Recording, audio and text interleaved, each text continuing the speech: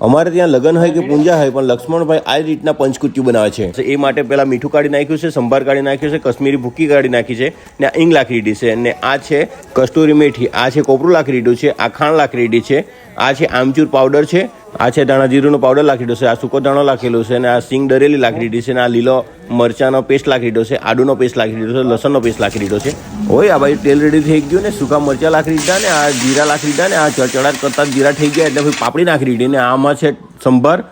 કશ્મીરી ભૂકીને સૂકો દાણો ને મીઠું ને આ ઈંગ લાખી દીધી છે ને આ છે કસ્તુરી મેથી ને આ બધું અંદર ભભળાઈ દીધું. ભભળાયો પછી બાબર સાટવાનું ચાલુ. આ બાબર સાટડી કાઢ્યું પછી પાણી નાખી દીધું ને પછી પાણી નાખી દીધું એટલે આ બટાકા ભાઈ ફ્રાય કરવાનું રેડી ને બટાકા ફ્રાય કર્યા એટલે સાઈડ કરી દીધા ને એમાં જોઈએ તો કંઈ પહેલાં મસાલો કાઢલો એટલે બધો મિક્સ કરી નાખ્યો ને પછી અંદર લાખી દીધા વટાણા ને વટાણા લાખ્યા પછી આ વેંગણા કુમડા ને એકદમ દેશી વેંગણા લાખવાનું ચાલુ. હવે પછી તપેલાને દુકાન બંધ કરી દીધી 40-45 મિનિટ થોડી ચડવા મૂકી દીધું ને આ બાજુ રટાડું એકદમ ફ્રાય કરી નાખે ને રટાડું બી ફ્રાય કરીને સાઈડ પર કાઢી દીધા ને આ ટામેટા લાખી દીધા. ટામેટા લાખી દીધા એટલે ચડ કરતું થઈ ગયું ને આ ટોટલી મસાલા આપણે જે કાઢેલા બટાકા સાથે લાખી દીધા અને તે રટાડું લાખી દીધું ને પછી ચારવાનું ચાલુ. 45 મિનિટ થઈ ગઈ એટલે શાક આપણું રેડી થઈ ગયું ને 10 મિનિટ પછી પાછું રાહ દીધું ને પછી આ ઉપર ધાણો લાખી દીધો. શાક રેડી થઈ ગયું એટલે ધાણો લાખી દીધો ને મેં દોસ્તા લોકોને જલ્દી બોલાવી દીધો. મેં કહ્યું ચાલો જલ્દી ને એટલે બધું પૂરું થઈ જવાનું કે ફટાફટ ખાવાનું બેસી ગયા ને આ પંચકીટ્યું ખાવાનું મજા આવી ગઈ ને તમને બી આ વિડીયો ગમ્યો હોય તો લાઈક ને ફોલો જરૂર કરજો આપણા વિડીયોને.